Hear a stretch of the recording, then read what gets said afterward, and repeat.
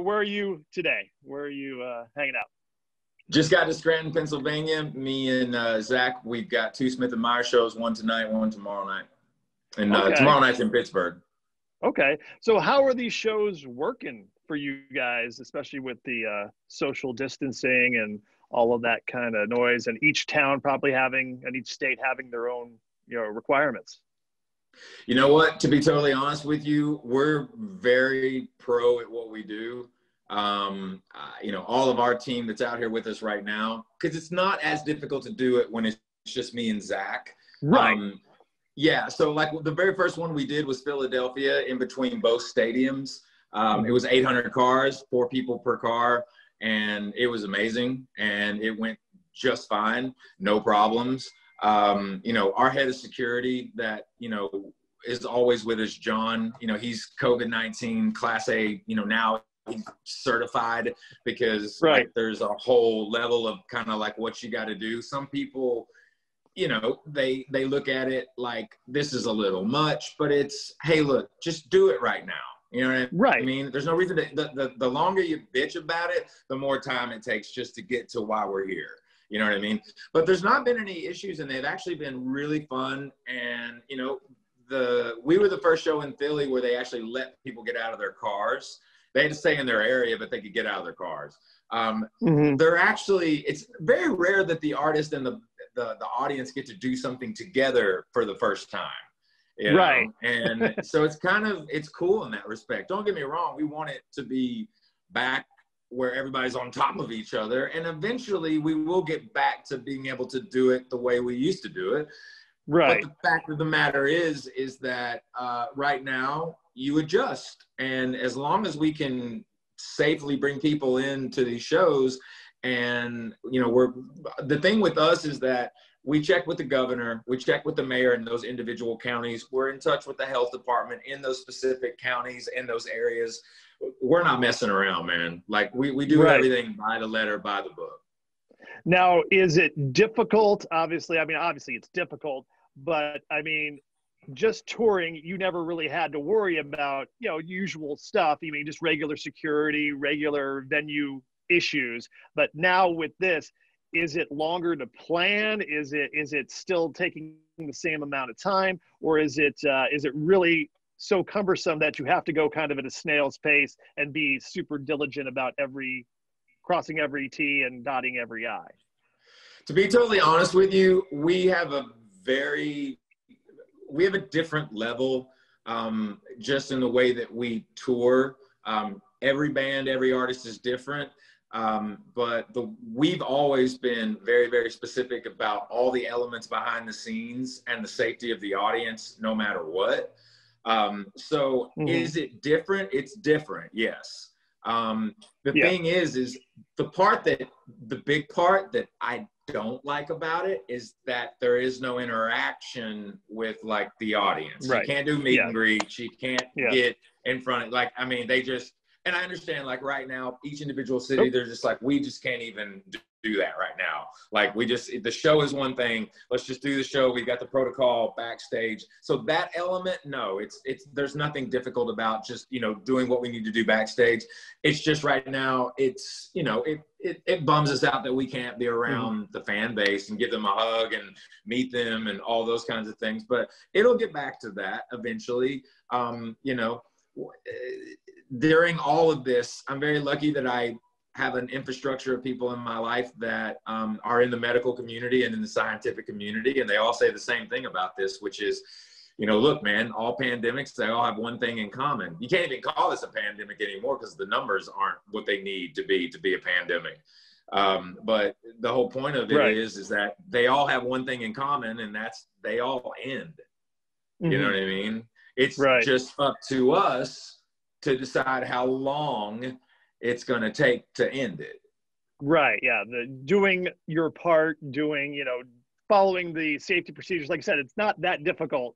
And the longer you do that, or the quicker we all get on the same page doing that, the faster we get back to being regular, concert ready, I don't really want, and you're making a very, very simple point, but it is very simple. I understand a lot about civil rights. I understand a lot about, all these things. I've done a lot of research in these last 6 months, like a lot. We've had time.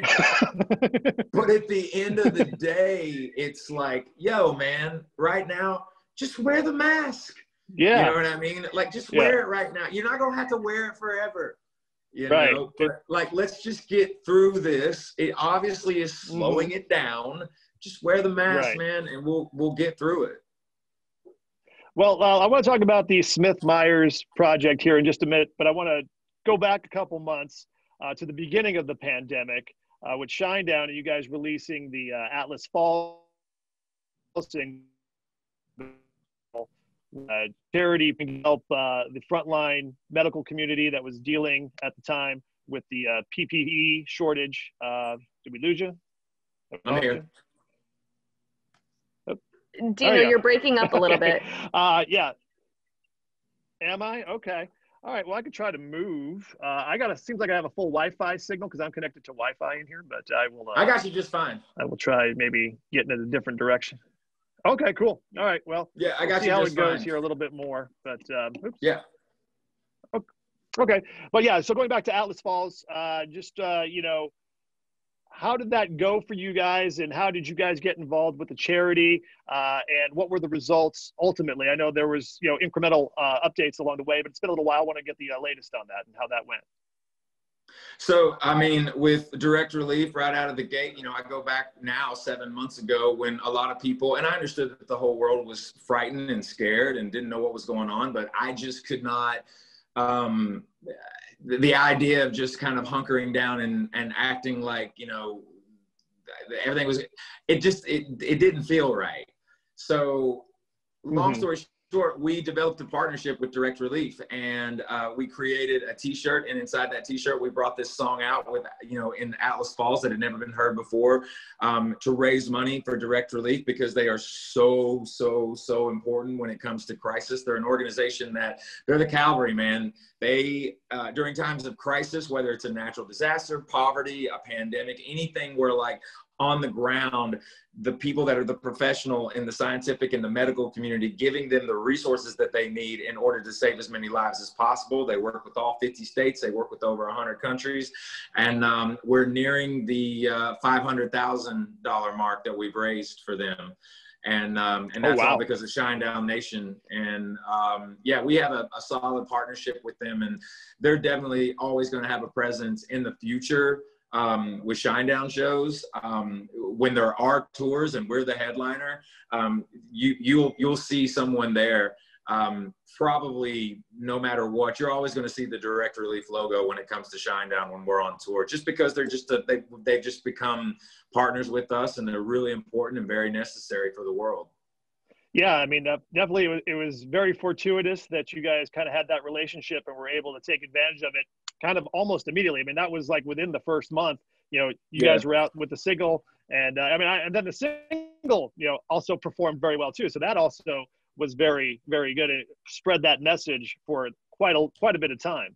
And a lot of the reason for the single was honestly, man, it was to put out optimism. It was to put out confidence for people because there was so much negativity and there was so much just doom, and it was like, we have to put something out that's going to lift people up because it just was, everything was negative. And I was like, we've got to put something out there that has an optimistic, overview. For sure. Now, let's talk about the law firm of Smith-Myers. I don't know when you got a chance to become a lawyer with everything else you do. But, you guys have a couple new videos out on YouTube, right? Not Mad Enough, right? Yeah. And then a cover of Rockin' in the Free World. For you and Zach, how does that work? Is this just because you guys have such a prolific kind of songwriting partnership? I know that, Eric in Shinedown also really contributes to what you guys do. But when you guys are together, is this kind of like flexing that muscle because you don't want it to get stale and trying to explore those places that maybe you'll be able to reap those benefits later in Shinedown? You want to test some things out maybe? The thing is that we did it in 2014. Zach came to me and said, let's do a project where, because the fan base is always asking us to do, like, would we ever cover this song or do this song because of the Simple Man song. And it's like, we're not a cover band. You know, we do that song because there's some specific reasons why we do it. So he came to me in 2014, said, let's just call it something else and just let them pick it. And so we call it Smith & Myers, and we never thought I'd tour it, never thought it would be anything past those 10 songs that were covers that the audience picks. There's 2 EPs, you can get them online.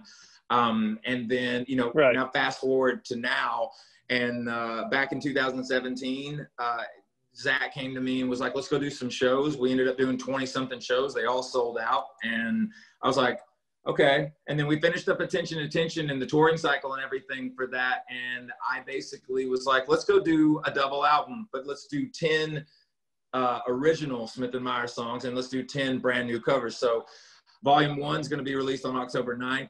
Not Mad Enough is the first single, which actually debuts at radio officially on the 21st of this month. We have a second volume that's coming. So it's a lot of music, man, a lot of stuff coming. Now, but, I mean, to answer your question, we're also in the middle of doing Shinedown 7 right now. I just finished track number 7, oddly enough. I sang it last night before I headed back out here, but we're in the middle of writing the next Shinedown record at the moment right now as well. And what's the ETA on that? I mean, obviously you're in the middle of the Smith Myers project. When do you think you'll probably see a first single about April of 2021? Okay, wow, that's actually fairly quicker than I thought, because I imagine you guys also want to get out on the road then too with Shinedown, perhaps maybe by summer of next year, right? I can tell people everything that's going to happen, but I would jinx it all. But just just know that there is an army of things being done right now for the quote unquote summer of 2021 when it comes to Shinedown. Well, I think everyone in general, right? I mean, everybody's just chomping at the bit to get out there. I think this pandemic will probably produce, you know, a great deal of creativity out, you know, just not just, you know, from you guys, but any band out there that's been forced to kind of like, hey, well, we're here now. We're not on the road. Let's get in the studio. Let's get writing. And then once everybody puts out their stuff at the same time, then everybody's going to be on the road at the same time. Do you foresee this as a problem, or do you see this as a kind of like this wonderful windfall of music and creativity? I see it as I have all the dates on hold already. That's how I see it. Nothing's going to happen until it happens, right? Yeah. They're going to kill me. I guess I'm supposed to be on another interview like 4 minutes ago or something like that. My phone's they're blowing me up right now. Okay, well, hey, I will get you talking to you, man. Thank you so much for giving me the time today, man, to talk about everything that is Smith & Myers and everything that is Shinedown. By the way, I never get a chance to see you, and I know how much the station has supported us from day one, and I just really want to say thank you, man, for always being extremely supportive of the band, always being extremely supportive of us when we come into the area. And, you know, it really does mean a great deal to me and the rest of the guys in the band. Thank you so much for just, you know, allowing us to be ourselves and playing the music. Well, hey, Brent, no problem. Tucson loves you guys out here in the Dirty T. And let me tell you also, you guys were the last KFMA day. We didn't have one this year because it got canceled. So totally the 2019 Shinedown KFMA day was the last one until who knows when. So hopefully we'll get another one, and hopefully you'll be back for it too. Absolutely. Count me in. All right. Well, hey, let me let you go. It was great seeing you again, Brent, and good luck with the Smith & Myers the rest of the way, and we'll look forward to more new music. Much respect, my friend. Thank you so much. I look forward to seeing you soon. Absolutely, man.